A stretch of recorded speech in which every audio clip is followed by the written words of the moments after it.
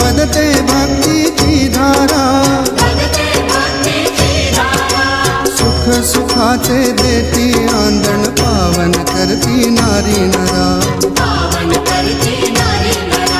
सुधाकरा सुरेश्वरा सिद्धगिरीचा गुरु,